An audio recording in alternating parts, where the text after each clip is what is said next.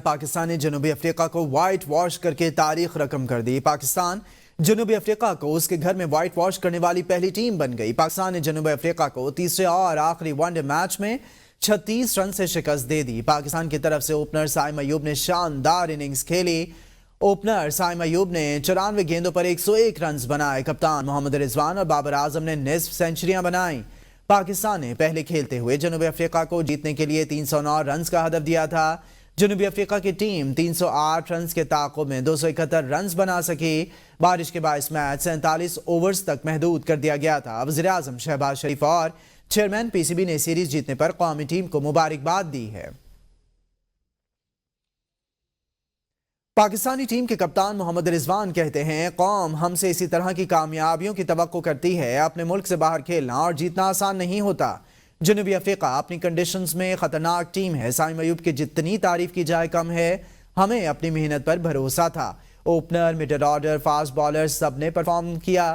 یہ team game کی ایک بہترین مثال ہے۔ حکومت اور پی ٹی آئی میں ڈیڈ لاک ختم۔ آج مذاکرات کی پہلی بیٹھک ہوگی۔ پی ٹی آئی کی 7 رکنی حکومت کی 8 رکنی کمیٹی مل کر مذاکرات کرے گی۔ حکومتی کمیٹی میں نائب وزیر اعظم اسحاق ڈار، رانا ثناءاللہ، سینیٹر عرفان صدیقی، راجہ پرویز اشرف شامل، نوید قمر، ڈاکٹر خالد مقبول صدیقی، علیم خان اور چودھری سالک حسین بھی کمیٹی کا حصہ۔ اسپیکر آفس نے مذاکرات کا عمل آگے بڑھانے کے لیے دونوں کمیٹیوں کے اراکین کو آج ملاقات کی دعوت دی ہے۔ چیئرمین تحریک انصاف بیرسٹر گوہر نے حکومت کی جانب سے مذاکراتی کمیٹی کی تشکیل کا خیر مقدم کرتے ہوئے کہا ہے کہ یہ خوشائند بات ہے۔ قوی امید کرتا ہوں کہ حکومت اور پی ٹی آئی کے مذاکرات جامع اور نتیجہ خیز ہوں گے۔ امید ہے کہ کم سے کم وقت میں اب تمام کے تمام مسائل کا حل نکل آئے گا۔ دونوں کمیٹیوں میں سنجیدہ اور مثبت سوچ رکھنے والے لوگ موجود ہیں۔ مذاکرات آگے بڑھیں گے۔ پر امید ہیں کہ اب مذاکراتی عمل شروع ہونے جا رہا ہے۔ اسپیکر کا کردار بھی اطمینان بخش ہے۔ مشیر وزیر اعظم رانا ثناءاللہ نے کہا ہے، مذاکرات کا جلد نتیجہ نکلے یا دیر سے مگر ڈیڈ لاک نہیں ہونا چاہیے۔ جب سیاستدان مل بیٹھیں گے تو کوئی نہ کوئی حل نکل آئے گا۔ فریقین مل بیٹھیں گے تو جمہوری طریقے سے بہتر نتیجہ آ سکتا ہے۔ کوشش کریں گے ایسا حل نکالیں جو ملک کے لیے بہتر ہو۔ انہوں نے کہا کہ اپوزیشن سے مذاکرات آج 11:30 بجے شروع ہوں گے۔ ملک میں سیاسی اور معاشی استحکام کے لیے تمام مسائل پر بات ہوگی۔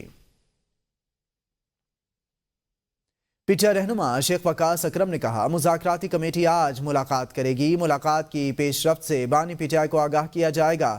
سول نافرمانی تحریک مؤخر یا منسوخی کا فیصلہ بانی پی ٹی آئی کریں گے۔ امید ہے حکومتی کمیٹی سنجیدگی کا مظاہرہ کرے گی۔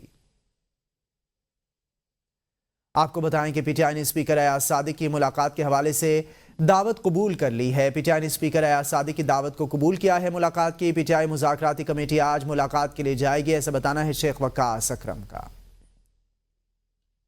مذاکراتی کمیٹی سے مجھے یہ بتایا گیا ہے کہ کل ہماری کمیٹی کی ملاقات ہوگی۔ ملاقات میں دونوں اطراف سے جو نامینیٹڈ لوگ ہیں وہ آپس میں بیٹھیں گے اور وہاں پہ اپنے اپنے نکات سامنے رکھیں گے۔ کل ہمیں اس بات کا اندازہ ہو جائے گا کہ حکومت اس کمیٹی کی فارمیشن کے بعد باقاعدہ طور پہ مسائل کے حل اور جو ایشوز ہمارے ہیں، جو نکات عمران خان صاحب نے دیے ہیں، ان کے حل کے لیے کتنی سنجیدہ ہے۔ ونس اٹ از ڈن، اس کے بعد ہماری یہ کمیٹی کل ہی اڈیالہ میں عمران خان صاحب سے ملاقات کرنے کی خواہش رکھتی ہے۔ اس کے بعد وہ عمران خان صاحب سے ملیں گے، انہیں اس ساری پیش رفت سے آگاہ کریں گے۔ آگاہ کرنے کے بعد عمران خان صاحب جو فیصلہ لیں گے سول نافرمانی کی تحریک کے حوالے سے، وہ فیصلہ ہم آپ لوگوں سے شیئر کر لیں گے۔ فوجی عدالتوں نے جن 25 افراد کو سزائیں سنائیں، ان کی ویڈیوز موجود ہیں۔ 9 مئی واقعات کے فیصلوں میں تاخیر عدلیہ کی وجہ سے ہوئی۔ 9 مئی برپا کرنے والا خود اسٹیبلشمنٹ کا پروڈکٹ تھا اور اب امریکہ کے کندھوں پر اقتدار چاہتا ہے۔ وزیر دفاع خواجہ آصف کی الزامات سے بھرپور نیوز کانفرنس۔ خواجہ آصف نے کہا، نواز شریف کو مائنس کر کے پی ٹی آئی کو اقتدار میں لایا گیا۔ 190 ملین پاؤنڈ سپریم کورٹ کے اکاؤنٹ میں آنے چاہیے تھے۔ بانی چیئرمین نے یہ رقم ملک ریاض کو دے دی اور ملک ریاض سے واجبات ایڈجسٹمنٹ کرائے۔ ویڈیو ریلیز ہوئی ہیں اور وہاں پہ جو 25 لوگوں کو جن کو سزائیں آئی ہیں، ان کے چہرے، ان کی آوازیں ساری ریکارڈ پہ ہیں اور ان کو اسی ایویڈنس کے اوپر جو ہے سزا جو ہے سنائی گئی ہے. سب سے بڑی رکاوٹ جو ہے وہ عدلیہ نے کھڑی کی. ایسے شخص نے یہ برپا کیا، یہ 9 مئی جو ہے، جو خود جو ہے اسٹیبلشمنٹ کا پروڈکٹ تھا. امریکہ کے کندھوں پہ چڑھ کے شور مچایا ہوا کہ امریکہ ہمارے ساتھ ہے. میاں نواز شریف کو کس طرح ایک پلانڈ طریقے سے جو ہے اقتدار سے محروم کیا گیا، خان کو لایا گیا. اس کے بعد جو 4 سال کی ان کی حکمرانی رہی، اس میں بہت کرپشن ہوئی ہے، اس سے کوئی انکار نہیں کر سکتا. 190 ملین پاؤنڈ کیس کا فیصلہ مؤخر. عدالتی عملے نے تحریک انصاف کے وکلاء کو آگاہ کر دیا. احتساب عدالت نے محفوظ فیصلہ سنانے کے لیے آج کی تاریخ مقرر کی تھی. نئی تاریخ کا اعلان آج جوڈیشل کمپلیکس سے کیا جائے گا. 190 ملین پاؤنڈ کیس کا فیصلہ مؤخر. عدالتی عملے نے پی ٹی آئی وکلاء کو آگاہ کر دیا ہے. یورپی یونین نے پاکستان میں ملٹری کورٹس کی جانب سے 25 شہریوں کو سزا سنائے جانے پر اظہار تشویش کر دیا. یورپی یونین کی طرف سے جاری اعلامیے میں کہا گیا ہے یورپی یونین فوجی عدالت کی جانب سے 25 شہریوں کی سزا پر اظہار تشویش کرتی ہے. اعلامیے میں کہا گیا ہر شخص کو مناسب اور مؤثر قانونی نمائندگی کا بھی حق حاصل ہے. کسی بھی مجرمانہ کیس کا فیصلہ عوامی طور پر سنایا جائے. پاکستان کے سیاسی منظرنامے سے آپ کو بتائیں کہ حکومت کی طرف سے مذاکرات کے لیے کمیٹی کا خیر مقدم کرتے ہیں. پی ٹی آئی رہنما شوکت یوسفزئی کہتے ہیں فوجی عدالتوں سے سویلینز کو سزائیں ہونا کوئی اچھی مثال نہیں. 9 مئی کے واقعات میں سزا سنانے میں انصاف کے تقاضے پورے نہیں کیے گئے. حکومت کو بھی عقل آ جانی چاہیے کہ مارنے، جیلوں میں ڈالنے اور تکبر سے مسائل حل نہیں ہو سکتے. مزید کہا حکومت وزراء کو نامناسب بیانات دینے سے روکے ورنہ جو اب یہاں سے بھی آئے گا. حکومت نے بالآخر مذاکراتی کمیٹی کا اعلان کر دیا ہے، لیکن ان کی سنجیدگی کو دیکھنا پڑے گا کہ حکومت مذاکرات میں کس حد تک سنجیدہ ہے. حکومتی سنجیدگی کو دیکھنے کے بعد کل جو تحریک انصاف کی مذاکراتی کمیٹی ہے اس کے ارکان اڈیالہ جیل جا کر ملاقات کریں گے اور وہ بریف کریں گے خان صاحب کو، اپڈیٹ کیا جائے گا صورتحال سے. وفاقی وزیر اطلاعات و نشریات عطا اللہ طاہر نے کہا ہے کہ 9 مئی کے ماسٹر مائنڈ کو جلد سزا ہوگی.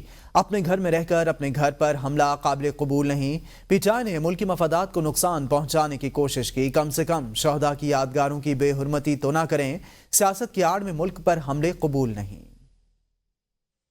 9 مئی جو ایک ثانیہ ہے، جو ہماری تاریخ کا سیاہ ترین دن ہے، اس کے 25 مجرمان کو کل سزائیں ہوئیں. ان لوگوں نے شہداء کی یادگاروں کو مسمار کیا. ان عظیم شہداء کی جو جان کی قربانی دے گئے، جنہوں نے اپنے جان کا نذرانہ پیش کیا اور اپنی جان نچھاور کر دی وطن عزیز پر. ان لوگوں نے ان کی بھی یادگاروں کو مسمار کیا. اور جو ماسٹر مائنڈ تھا 9 مئی کا، اس کو بھی انشاءاللہ تعالی سزا ہوگی، کیونکہ یہ ناقابل معافی جرم ہے. اپنے ہی گھر پر حملہ کرنا یہ کسی صورت بھی قابل قبول نہیں ہے. ملک کے دفاع کو، سالمیت کو نقصان پہنچانے کی کوشش کی کہ سیاسی دہشت گردی نہیں چل سکتی. جمعیت علماء اسلام کے رہنما مولانا عبدالغفور حیدری کا کہنا ہے کہ مدارس بل منظور ہو چکا، یو ٹرن لیا گیا تو انسانوں کا سمندر اسلام آباد کا رخ کرے گا.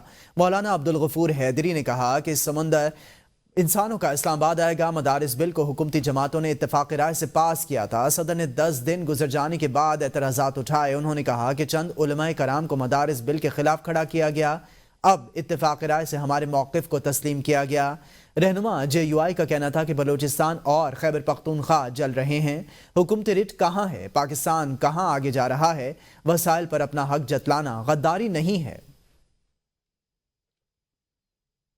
گورنر سردار سلیم حیدر کہتے ہیں مثبت تنقید کرتا رہوں گا، اس سے پیچھے نہیں ہٹ سکتا. وزیر اعلیٰ پر تنقید کرتا ہوں تو وزیر اطلاعات مجھے سندھ دکھانا شروع کر دیتی ہیں. سردار سلیم حیدر نے کہا کہ مسلم لیگ نون کی وفاق میں حکومت ہماری وجہ سے ہے. وفاقی حکومت کارکردگی نہیں دکھا سکے گی تو زیر آتاب ہم بھی آئیں گے. گورنر پنجاب نے کہا کہ یہ بات ماننی پڑے گی کہ پی ٹی آئی اس وقت مقبول جماعت ہے. حد دھرمی کی سیاست نہیں کرنی چاہیے. اگر پی ٹی آئی کا سیاسی نظریہ نہ بدلا تو ان کی سیاست ختم ہو جائے گی. پی ٹی آئی کا پہلے بیانیہ تھا کہ ہماری حکومت کو امریکہ نے ختم کیا ہے. آج امریکی سینیٹرز بانی پی ٹی آئی کی رہائی کے لیے بات کرتے ہیں. کراچی میں گزشتہ کئی روز سے پانی کا بحران شدت اختیار کر گیا. شہری بوند بوند کو ترس گئے. واٹر ٹینکرز کے ذریعے مہنگا پانی خریدنے پر مجبور ہو گئے. پھٹنے والی پائپ لائنوں کی مرمت نہ کی جا سکی. کراچی میں پانی بحران کے خلاف شارع فیصل، کالا پل، کورنگی کراسنگ، نیشنل ہائی وے، ناظم آباد، نارتھ ناظم آباد، فیڈرل بی ایریا، PECHS اور گلشن اقبال میں مظاہرے کیے گئے. احتجاجی مظاہروں کے دوران مشتعل افراد نے نیپا اور حسن اسکوائر سے گزرنے والے واٹر ٹینکرز کے وال کھول دیے، جس سے ہزاروں گیلن پانی ضائع ہوا. واٹر بورڈ نے کراچی میں پانی کے ٹینکرز روکنے والے شہریوں کے خلاف سخت کارروائی کا اعلان کر دیا. امیر جماعت اسلامی کراچی مونم خان کا کہنا ہے کہ گزشتہ 2 ہفتوں سے اہلیان کراچی پانی کے سنگین مسئلے سے پریشان ہیں. امیر جماعت اسلامی کراچی مونم ظفر خان نے احتجاجی مظاہرے سے خطاب کرتے ہوئے کہا کہ قابض میئر کی نااہلی ہے کہ 15 دن قبل پانی کی لائن ٹوٹنے کے باعث شہری پانی کی عدم فراہمی سے پریشان ہیں. شہر کراچی میں ہائیڈرنٹ مافیا اور ٹینکرز مافیا کا راج ہے.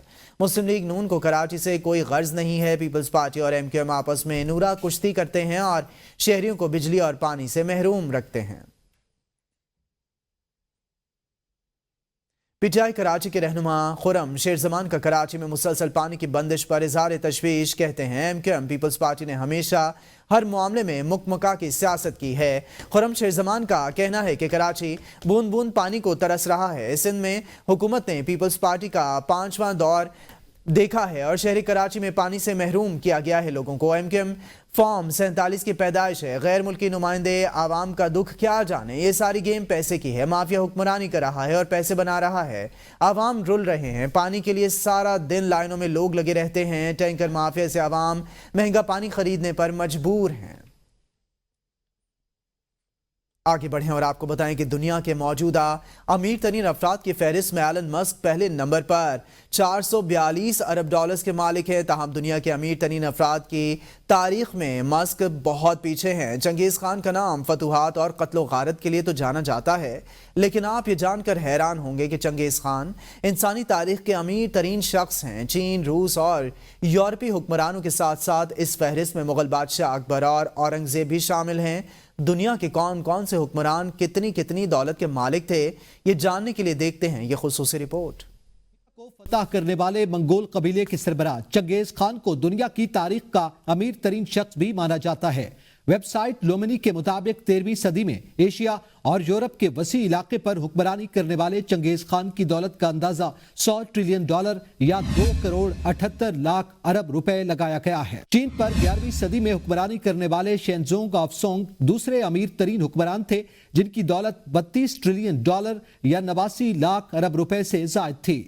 تیسرے نمبر پر 16ویں صدی کے مغل بادشاہ اکبر کا نام ہے، جو $27 ٹریلین یا 76 لاکھ ارب روپے کے مالک تھے. امیر ترین افراد کی فہرست میں چوتھے نمبر پر 7ویں صدی میں چین کی حکمران شہزادی وو ہیں، جنہوں نے سلک روڈ کی تجارت سے دولت کمائی. ان کی دولت کا اندازہ $25 ٹریلین یا 70 لاکھ ارب روپے لگایا گیا ہے.